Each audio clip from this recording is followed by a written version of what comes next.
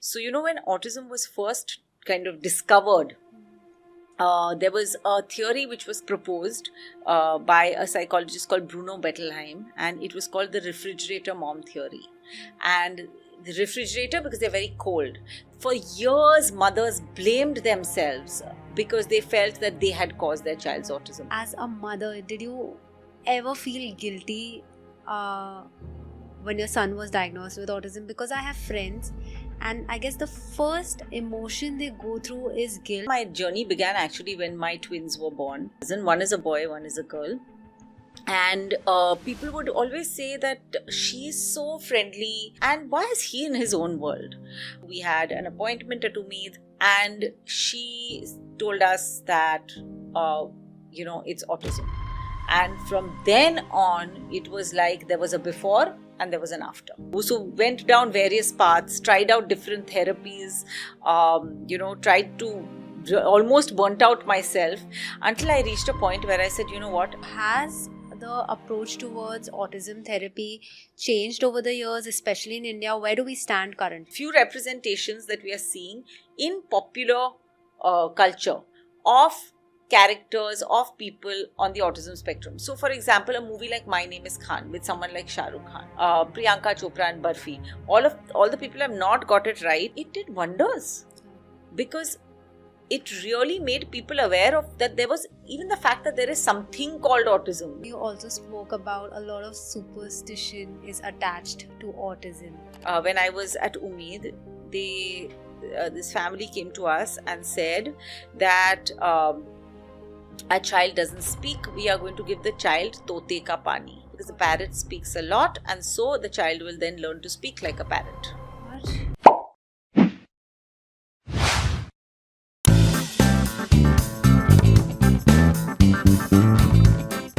Welcome, Gopika. Thank you so much, Zahra. So happy to be here with you. Thank you for being a part of such a special episode, and I'm privileged to talk about a topic which is not discussed enough only because of lack of awareness and knowledge, which is autism and neurodiversity.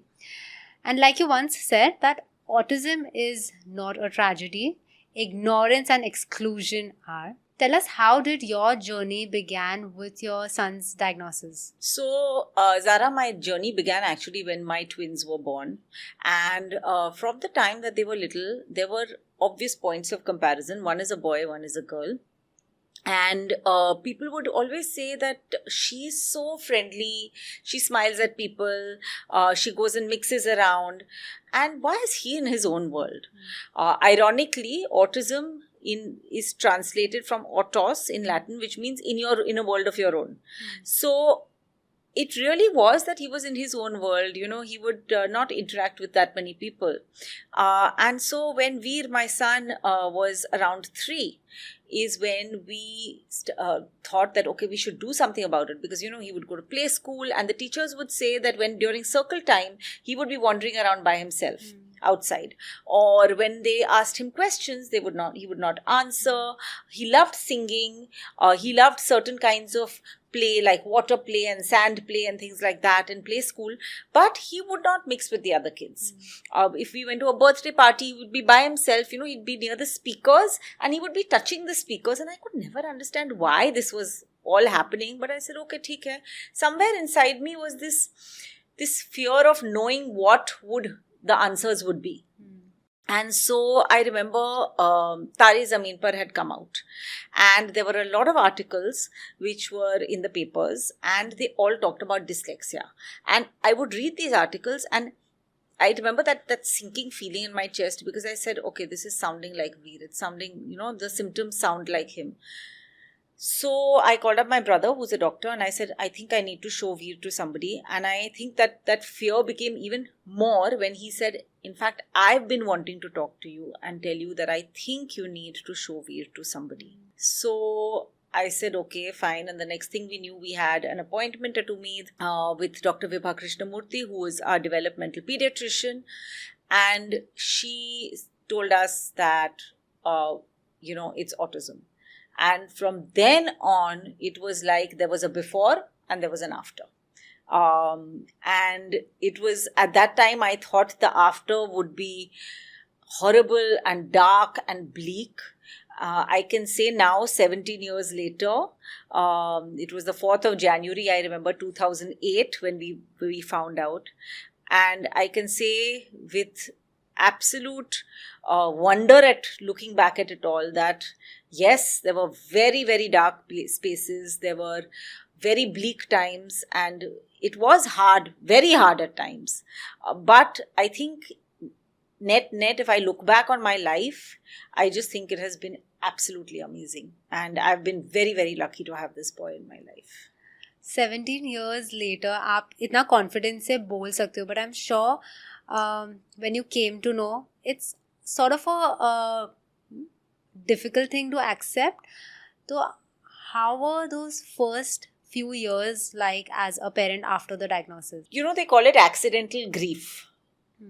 It's accidental grief because parents of kids with any kind of disability are mourning the loss of the kind of life they thought they would have.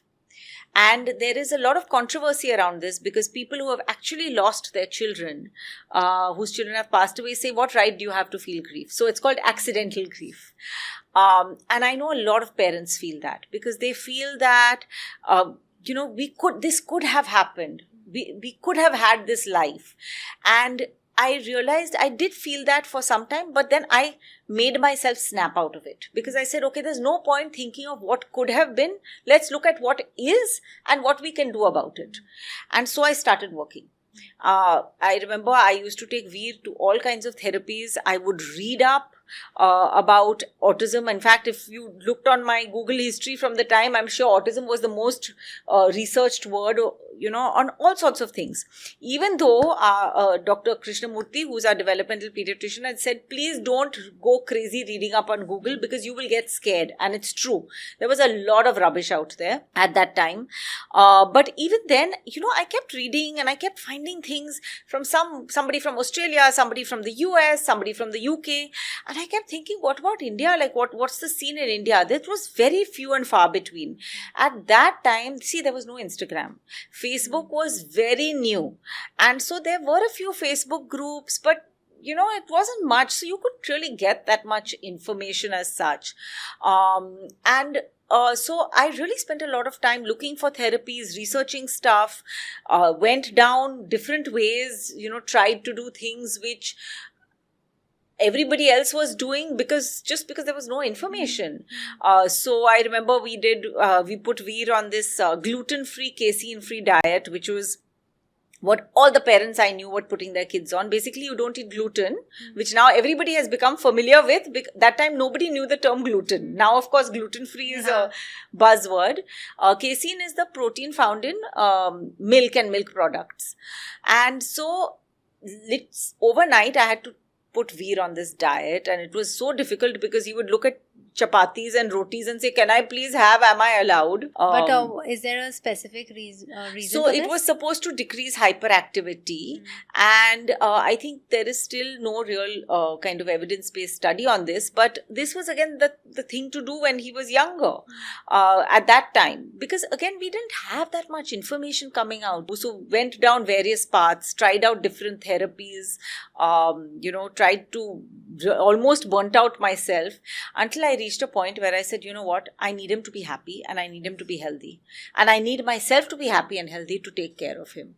And so I think that those, 5 stages of grief that we know of, I think I went through all of them until I reached a point of acceptance, which was not that, I'll just accept him for who he is, but that I accept and love and celebrate him completely for who he is. And if I may ask, how much time did you take to basically from the diagnosis till, like you said, reaching the stage of where I want my child to be happy, where I want myself to be happy? Many years, and I feel sometimes I look back and I feel a little bad, and I keep telling my children, I said, did I scar you through your childhood? And they said, no, Mama, you didn't. But it took a long time. It took a long, long time to really understand and feel that total sense of acceptance. And I think that it was when Veer was about, I would say about 10 or 12. And I wrote an article, I remember, for Kids Stop Press. And in that article, it was literally like I was coming out of the closet. It was my coming out moment. But for me, it felt so good. You said that you have twins, your daughter Gayatri and your son Veer. Your daughter is not on the autism spectrum. Your son is on the spectrum. How did you explain the situation to both the kids? Like, how did you tell your daughter that her brother is autistic, and did Veer ever feel that he's a bit different from his sister? So when Gayatri was about 7, once she had kind of understood things, we sat her down one day and we thought there'll be like this big serious discussion. And so we sat her down. We said, your brother's a little bit different from you. It's because his brain is wired differently. He has something called autism. And, I gave her this very emotional kind of talk, but we love you the same, and he is, as we love him as much as you, and there is nothing wrong with him, and all this long conversation. And then she looks at us and she says, okay, can I go read my book now? And it was such an anticlimax in a sense, because I expected this full emotional kind of scenario to happen, but it didn't. And I think she's just accepted him. They used to fight a lot when they were younger. But then one day I remember telling her, she was complaining to me about him and said, how can you do this? And he's my twin brother, and he's so irritating and all this kind of stuff. And I said, you know what? Just think of him as your younger brother. Just don't think of him as your twin brother. Think of him as your younger brother. And the minute I said that, it was like there was some light bulb which went off inside her head. Because after that, she has been, of course they fight. They irritate each other. She snaps at him. He snaps at her. They get annoyed. She yells at him. But they love each other. They really, really love each other. And it's lovely to watch that evolution of that relationship. With Veer, again, I did not know when he would be able to understand. I don't think he felt different as such. He was in a special school, but I don't think we did anything to make him feel different. But when he was about 12 is when because I did not feel that I had the tools until then to talk to him within myself. And so when he was about 12, we were having lunch one day and we were talking about something, and I said, do you wonder why you find it so difficult to look at people in the eye, and why you find it difficult to talk to people sometimes? And he said, why? And I said, you have something called autism. Then I changed the conversation completely to all the wonderful things that he does that we cannot do. Like, he's got an amazing memory. He can do these very complicated 1,000-piece puzzles and make these minute Lego and Meccano figures and things like that. And so I told him, I said, you can do all these things. I said, none of us can do this. So now, like, I'll tell him, and now he very proudly has become like a self-advocate. I'm Veer and I have autism, and my autism makes me very smart at this and smart at that and that kind of thing. So it was, telling him I was a little bit nervous, to be honest. But then once I spoke to him, then we kind of talked about it many times, and he became a lot more comfortable with who he is. But wasn't it difficult as a mother to give equal amount of time to both kids? Like you said, you told Gayatri that take him as your younger brother and not a twin brother. Assuming that Veer would require a little more of your attention, did Gayatri ever feel left out? Did your son feel left out? How did you all operate as a family unit? So, from the time they were born, because they are twins, my husband and I had decided that we would make sure that they each don't feel overshadowed. There was no autism in the picture at that time, but we wanted to make sure that they felt equal.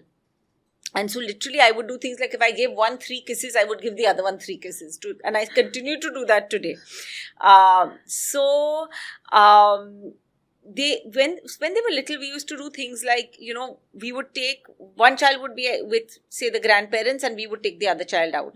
Or when they were really young, we'd send one to school and one would bunk the day and spend the day with us or things like that. And then, of course, after we found out he was on the spectrum, then I became very conscious of it. We both did. And so we made sure that she got as much attention. And especially once we explained it to her, then we could, kind of tell her that, look, we need to do this for this reason. Of course, there were times which were very stressful. There were times when I remember being absolutely burnt out and shouting and yelling at the kids, and the amazing thing is they don't remember it now. But we made sure that we spent time equally. And there is a really wonderful book which I read with both the kids when they were about 13. It's called Wonder. And it's about a boy who has some sort of facial deformity. And it's about his life. And the book is written from his perspective as well as the perspective of different people in his life, his mother and his sister and various other friends and things. And in it, his sister writes this very beautiful line where she says that he was the sun and we were all the planets orbiting around him. So because he was the one who needed all the attention, because he had all these surgeries. And I remember talking to my daughter and saying, did you ever feel like a planet? And she said, no, not very often, but sometimes. And she gave me some instances. So I said, okay, I'm sorry for those times. But if you ever feel like that again, you need to tell me. And so sometimes if I knew I was giving Veer more attention, I would tell her, are you feeling like a planet? And she'd say, no, Mama, I'm not. But there have been couples of times when she says, okay, now I'm feeling like a planet. Can you please give me some attention? So at least there's that open conversation, about that. And now, of course, she's a young woman. She's in college. She's grown up and she's very protective of her brother. Sometimes when I get irritated with him, she says, just leave him alone. What I can figure out is clear communication is the key. And I guess treating kids as a young individual, that's the key. And also humanizing motherhood. Like you said, कि अगर आपसे कभी गलती हो जाती थी, you used to say, I'm sorry for those times. So I feel that's also very important where you just say that, okay, I'm a mother, but I'm a human and I make mistakes. And I guess that works wonderfully for the family. I think you have to respect your children. Yeah. I think you have to apologize to your children. I think you have to say, it's okay, I get angry sometimes. I'm human, like you said, and it's okay. So, till now we have spoken about your personal journey. But at what moment you decided that you want to be involved professionally and not just as a parent? So, I remember when I'd gone to meet Vibha, she had said that come and talk to me and we'll just understand what Veer's diagnosis is about. And I looked in the waiting room and there were these parents who are from very low income backgrounds. And they were waiting there with their child and they all had smiles on their faces and they were obviously loving their child very much and taking their child to therapy. And I remember at that moment, I became so aware of the fact that, I'm so privileged.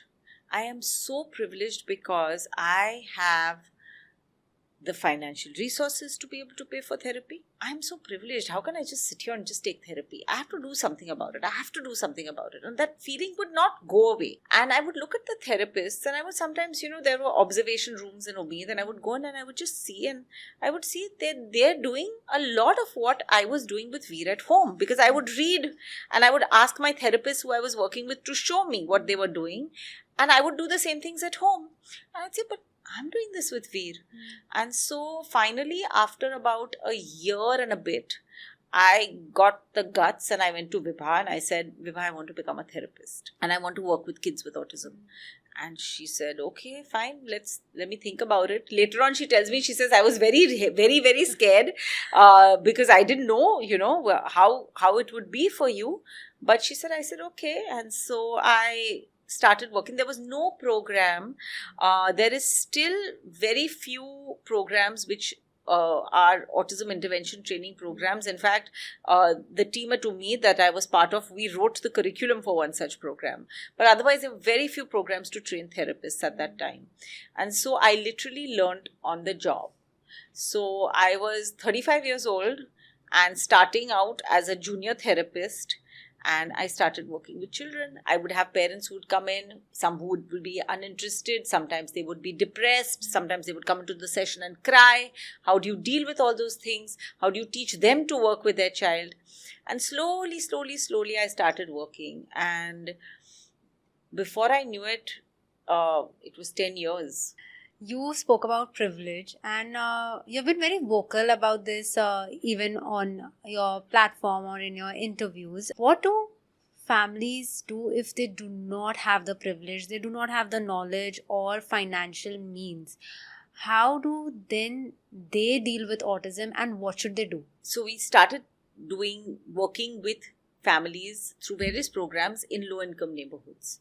Okay, and educating them. Now, currently, I mean, I've left UMEED since about 5 years, and there are a lot of programs where they work with Anganwadi workers, work with Asha workers, so that the knowledge is spread within communities also who don't have access to, may not have access to information. So within government hospitals, with Asha workers, and training them on what to do. So again, at UMEED, I would not only work with families who are privileged. There would be families who would live in bastis. There would be families who would travel from so far to come to UMEED and would live in very, very small homes where they didn't have anything. So now you can't turn to them and tell them, please go buy a Fisher-Price toy and teach your child sorting and matching. So we had to adapt. So what did we do? We'd say, okay, aap pyaz aur aloo le aiye or mix them up and teach your child to sort the pyaz and the aloo, or else use different kinds of whatever the clothes you have to teach colors. Teach them size by using all the bartans in your kitchen, So we had to adapt like that. But I still feel that there is not enough awareness. I mean, we are such a huge country. We don't even have a prevalence study. We don't even know how many people have autism currently. Has the approach towards autism therapy changed over the years, especially in India? Where do we stand currently? Yes and no. So I think yes, because I feel that there are a lot of people who have now become aware, right? There are therapy centers in smaller towns. There is a lot of superstition and stigma which surrounds the condition, which is really very, very difficult to counter. There is, and I feel that what has happened is that few things have helped. One is the whole move of Instagram and TikTok when it was there, because I know it is, we talk about the evils of social media, but I think one boon of social media is that there are people who have kids on the spectrum who have become influencers themselves, Yes.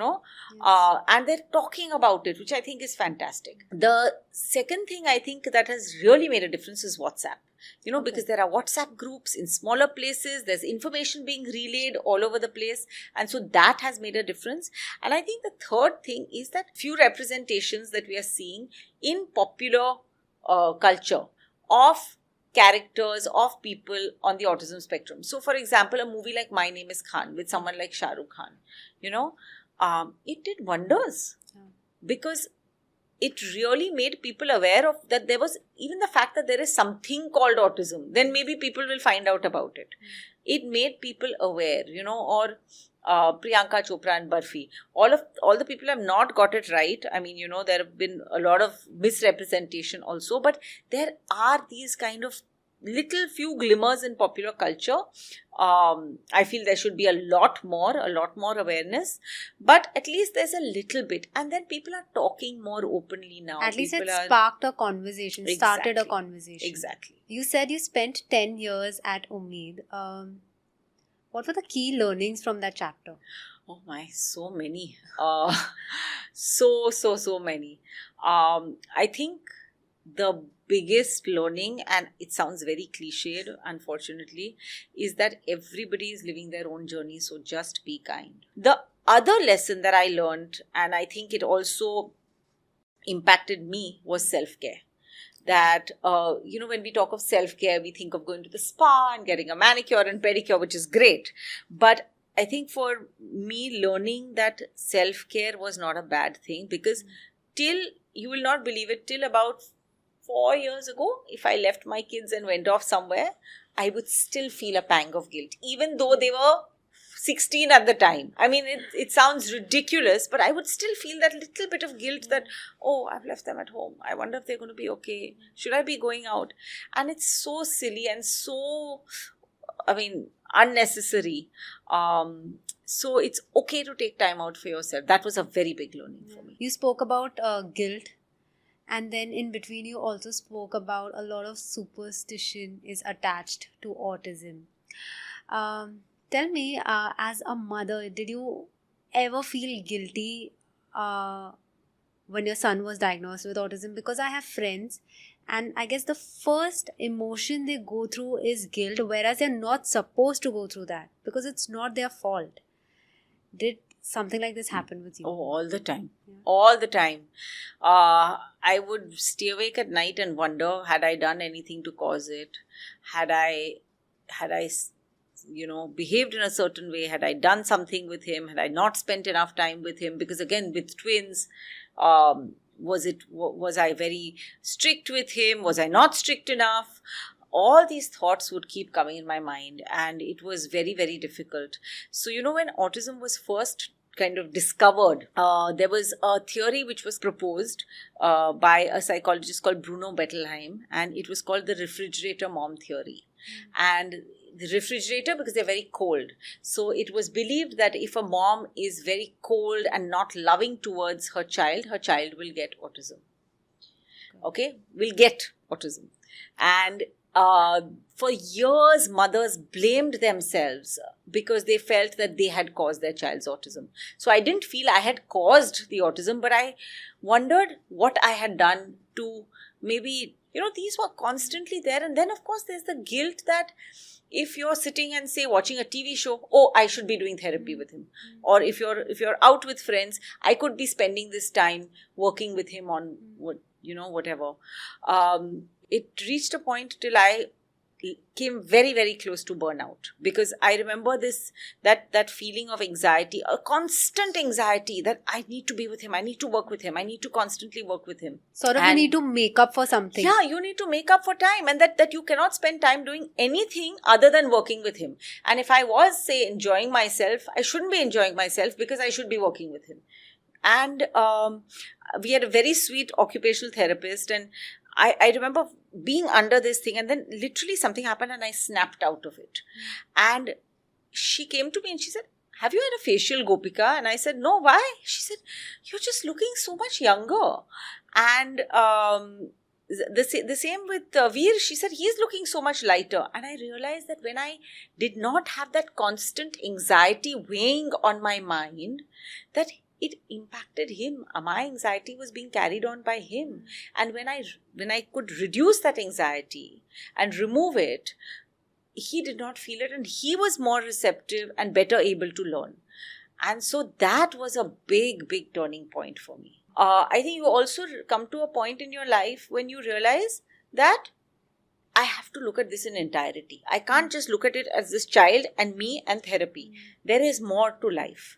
And when that realization comes and you decide to change path and you decide to follow another path and follow a healthier and more holistic way of being, is when it becomes so much easier.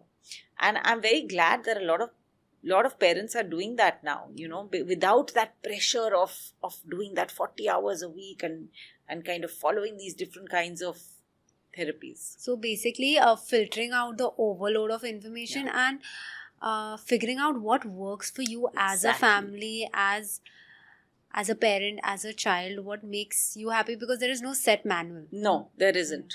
There isn't. Absolutely not. Now coming to your book, Beyond the Blue, Love, Life and Autism. It is one of the first book written by a parent of a child on the autism spectrum. What inspired you to write this book? I have always been a writer. I've done a master's in journalism. I have worked as a journalist. I have always written. I feel I express myself best when I'm writing. And So when I had told you about how I used to read everything when Veer was younger and was newly diagnosed. I would read everything, and I found accounts of people from Australia. I found somebody writing from the US, somebody from the UK, and they all talked about these various things where, none of them made sense to me, in a sense. Like, I could understand what they were going through as parents, but I could not understand their contexts, because they would talk about how they had this kind of things, they would go to this kind of therapy and that kind of therapy, and would have an IEP in school and various things. It wasn't Indianized It wasn't enough. Indian. It wasn't Indian at all. And I saw, so that bit was where I could not relate. There was a disconnect. There was a complete disconnect. And Vibha had been telling me for so long. She said, listen, you should write a book. And I said, yeah, I'll kind of get to it when I get to it. It's right now I'm too busy at work. And so when I left UMEED, I said, okay, now I want to do something. And so it was around that time that the lockdown happened. And someone said, you should write a book. So I started writing, and I remember writing the first chapter, which was about Veer's diagnosis. And it was like everything came back. And it had been, I don't remember, about 12 or 13 years since. But everything came back when I was writing that. And I had tears pouring down my face. And I went to my husband and I said, I don't think I can do this. And he said, but you have to tell the story. Because if you don't tell it, who will tell it? I said, okay. So I started writing, and every day, I remember we're in the middle of lockdown, so my children are in their rooms, my husband's in our bedroom, so I had the living room to myself, and I would sit on this one sofa, and every day from 3 to 4, my discipline was that I will not get up unless I have written something. It could be one paragraph, it could be one line, but I have to write. And so I would sit there and I would write. And it was like the book came pouring out of me. It just rushed out of me. When I finished the book and then I got it published, and I said, okay, I've just put it out there. I don't know what's going to happen. And it was just amazing to see how many people it touched, and just how many messages. That's amazing. And moving on to your recent initiative, Buddy Up app. You have co-founded that with your partner. And how did that came to be? And what's the gap it fills between the world of disability and tech? So, when Veer was about 15, Vibha, who's our developmental pediatrician and who's now just, like, literally, I call her my friend, philosopher, guide. She said, you should meet Mihan, who is this young boy who's around the same age as Veer with Down syndrome. So I said, okay. So I spoke to his mom, Monisha, back and forth. We'll meet, we won't meet, we'll meet, we won't meet. And it just, never ended up happening. And then we met, I think, in between lockdowns, and the boys met and they made some chocolate chip cookies. They went and had a very nice lunch, and then they went out again, and so they became very good friends. And so his mom and I said, okay, these two have become friends, but maybe we should do something for other people. And then we picked up the idea about a year and a half to 2 years ago, where we talked about, we said, okay, we should do something again. We should, by then the boys were older. They had already got a group of friends who they still go out with on a regular basis. And so we said, okay, we should do something, for other kids. And so we said, let's make an app. And that's how Buddy Up Network was born. So it is an inclusive and accessible social connection app for people with and without disabilities. Okay. So parents can also be on the app, because it is not meant for people below the age of 18. We wanted to make sure people are safe. So it's not meant for people below the age of 18. So if the child is below 18, then the parents or the caregivers have to make a profile for them on their behalf. So it's like a simple, like, you make a profile and then you can search on various criteria, like there's age range, distance, interest, disability and gender, and results are thrown up, and then you can look at the person's profile, and then you can chat with them on the app, so you don't have to reveal your number. Okay. You can do a 1-minute video call, again, to ascertain the identity of the person you're chatting with. So you make sure that they are who they say they are. So you can send voice notes, you can do a voice call. So all these features are there in the app. It's free. It's in English and Hindi. It's across India, and we have about 4,000 users, registered users. That's great. A lot of people with disabilities were using it. We will be launching a love vertical as well, so people can find partners on the app as well, because again, they a lot of them told us that we go on regular dating sites, and the minute they find out we have a disability, they, we're ghosted and we're dropped. So we're hoping that a lot of love stories come about as a result of this. Wishing you all the luck Thank with you. the dating vertical. Thank you. Now coming to a very sensitive topic, which is lack of awareness. Tell me, how do people react to autistic kids? A lot of people react with a lot of fear, because I think that by nature we fear the unknown. I think not just autistic kids, I think anybody who's different, right? I mean, the fact that somebody is autistic or has any other kind of disability or a different kind of sexuality or gender, the immediate reaction is one of fear and the dismissing that person as weird. In India, we have that horrible word, pagal, right? Ye to pagal hai. And I feel that it's something which is really sad, because I feel that they're missing out on a whole new world, and I really feel that our lives have been enriched and we've learned a lot, and I think that's because we've had the opportunity and we've been open. But most of us are not open to different kinds of things like that. And I really feel also that my husband and I often talk that having Veer in our life, not just our lives, but the lives of all our friends, of our community, of our family, has impacted their lives in such positive ways. Absolutely. In these kids. As children on the autistic spectrum go through life, they face many struggles, and independence and dignity of work being one. Now you work with corporates. How do you help corporates to move away from awareness to true inclusion, which is actually hiring autistic adults in their workforce? It's an uphill task. In India, there is a lot of corporates kind of come in with full guns blazing, saying we will hire people on the spectrum, we will do create autism at work programs, and then sometimes they backtrack because they say, we can't handle this. Actually, what is required is just working with a job coach or working with somebody who will help them navigate the whole scenario, and making changes within their structure, not too many, and not things that will not benefit the other people as well. So, there have been success stories across the world. So why not in India?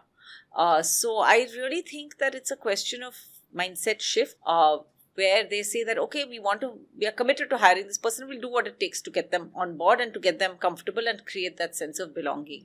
But I think that there does need to be a change in terms of the way they think and their attitudes to be able to make this a success. Gopika, you work so closely with families. What are some of the biggest emotional hurdles parents go through after a diagnosis? Log kya kahenge? That is the big thing. That how do we tell our families? What do we do? A lot of that. I think as a society we are very judgmental, and I think because also a lot of people live in joint families, right? I mean, less so now, but still there is, even if they may not live directly with the family, they would live with they would be connected. Families are still very connected, and so telling the families. I know people who are from urban setups who for I think 4-5 years had not revealed the diagnosis to their in-laws, or would not tell them that about the child's condition, and so there is that whole kind of social stigma, which again is becoming less, but it's still very much there, very, very much there. And so I think along with that, there is the the whole thing of acceptance, there is also this need to fix, right? Let's fix the autism. And that is something which a lot of people still feel, and until the point where they realize it can't be fixed. It's not something which can be fixed. It can be worked on, definitely. Will your child get better at certain things? Yes. Will your child be able to learn certain things? Yes. But they will be able to learn up to their potential, and they can still have a very good life with all those things that they learn, and so can the parents. But I think it takes some time. And again, we have these deep-rooted kind of social beliefs. Like I'll tell you this one thing I remember very clearly. When I was at UMEED, this family came to us and said that a child doesn't speak, we are going to give the child tote ka pani. Okay? What? That means that the water that has been drunk by a parrot, because the parrot speaks a lot, and so the child will then learn to speak like a parrot. Oh my God. And what did... And I think all of us were just flabbergasted. And this is a story which everybody who's been at UMEED tells a lot. Because I think for us it was a story which I don't think any of us had heard that kind of story. And then fortunately the developmental pediatrician was able to say, please do not feed this child this water because the child is going to fall sick. There is all that. But all that comes from wanting to fix the child, whereas what we have to do is accept the child. But again, like I said, having gone through it myself, that is a journey which every family has to take for themselves. It is tough, and as tough as it may be, giving hope is the key task. Yeah. So what message you would give to parents who are struggling to accept and support their child who is on the autistic spectrum? I think I would like to tell them that, your child is capable of more than you ever could imagine. Your child will surprise you throughout the course of your life, and that really this is a different life path or a different life plan that has been given to you. Please make the most of it. Make sure that your child receives early intervention. Make sure your child receives the best of intervention, and do things with your child. At the same time, have fun, because it's a kid. It has to also be fun. It has to be fun for you. It has to be fun for them. And please, please, please take care of yourself. Take time out. Go out with friends. Go out. Don't neglect the spouse. Don't neglect the other child. Ultimately, life is long. It has to be lived, and it has to be lived well. And while this, yes, it may seem at that point of time that your world has come crashing down, and what are you going to do because your child is on the spectrum, things will happen that will surprise you in the course of life. Well, we wish you all the luck, and keep touching lives of parents and keep guiding them who really require someone like you to show them the correct path. And like you said, life will surprise you. Your child will surprise you. That's true. And with that, we'll move on to a fun segment called Quick 10 with Zahra. It's a rapid fire round where I'll ask you questions and you have to give the answers rapidly. Okay. Okay, Gopika, let's begin. First word that comes to your mind when you hear autism? Difference, but not less. Most heartwarming thing your son has ever said to you? I love you. He says that every day. Biggest myth about autism you wish would go away? That children with autism or people with autism can't learn. They can learn. You just have to teach them in a way that makes sense to them. One word to describe your parenting style? I think communicative. I communicate a lot with my kids. What gives you strength on difficult days? I think my faith in my kids, faith in myself, and my husband. Favorite moment from Beyond the Blue live chats? I think it was my first one, which I did with Rishabh Birla, who's a young man on the spectrum. And I remember him talking about friendship and love. And I still remember he said, friendship is like the Western Ghats, but love is like Mount Everest. And that still stays with me. If you weren't doing this work, what would you be doing? I think I would be a TV journalist, a reporter. Most underrated tool for autism intervention? Play. Play has the potential to teach so much, and it is only now that people are talking about it. We worked on it for years at UMEED and would use play to teach things, but again, play is thought of as not effective enough, but it is the best way to teach children. What's a quote or a line you live by? Robert Frost's poem, Stopping by the Woods on a Snowy Evening, that I have miles to go before I sleep. I think there is so much that needs to be done. I feel like I'm not doing enough. I feel there's so much change that needs to be brought about. And I really feel like I need to do this and that and so many other things. But there is lots to be done. So I have many miles to go before I sleep. I'm sure, one step at a time. That's amazing, and it's been such a beautiful conversation, and I really hope after this episode we all are a little more learned about autism and neurodiversity. Thank you so much, Gopika, for taking out time and sharing your experience with us. Thank you. It was such a lovely conversation, and I loved all the questions you asked me, and I especially loved the rapid fire round. Thank you so much. Thank you. And that's it for this episode. Hope you all enjoyed this conversation and found it as relatable and heartwarming as I did. And if you did, do not forget to subscribe, leave a comment, or share it with someone who might need a little bit of a parenting pep talk. Thank you for tuning in, and I'll see you next time with more real stories, laughs, and insights. Until then, take care and remember, you are doing great. Here is to surviving and thriving one day, one episode at a time.